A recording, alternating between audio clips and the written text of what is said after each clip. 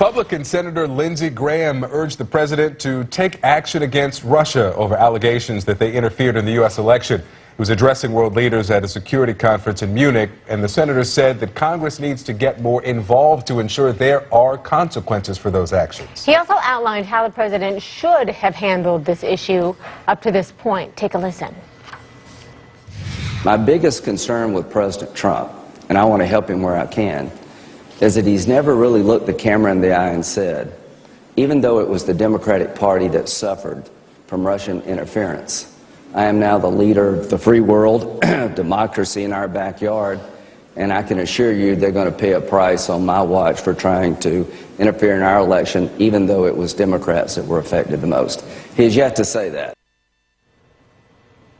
Senator Graham plans to introduce a bipartisan proposal for new Russia sanctions, by the way. So, listen, in a few minutes, Vice President Pence will arrive in Brussels, Belgium. He's scheduled to meet with European leaders and NATO Secretary General there as he continues shoring up U.S. alliances there in Europe. Well, after leaving the Munich Security Conference this morning, the Vice President toured a concentration camp with his wife and his daughter.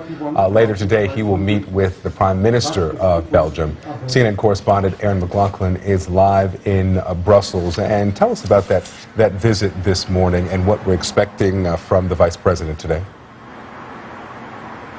Well, it was a powerful and somber visit to the former Nazi concentration camp. The vice president, his wife, and his daughter were given a tour by a survivor from that camp who talked about the horrendous conditions during the time, the thousands of lives that were lost there. Also spoke to American liberation of that camp. And it's a visit that is significant when you consider the controversy that surrounded the White House, the statement that they released on International Holocaust Remembrance Day that failed to mention Jews or anti-Semitism. Also significant when you consider the controversy that surrounded President Trump's press conference earlier this week, in which he dismissed questions about the rise of anti-Semitic acts in the United States.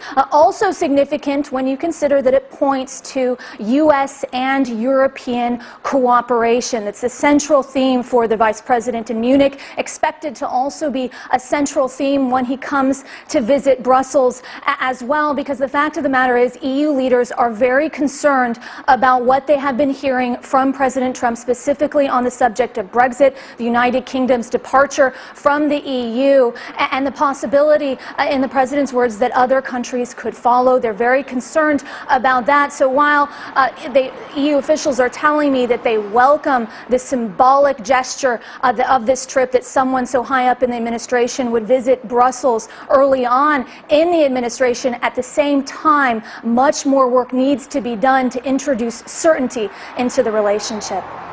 And the president mentioned the Brexit yesterday in his remarks in Melbourne, and also calling on NATO members to pay their fair share during that rally in Florida. Aaron McLaughlin there for us.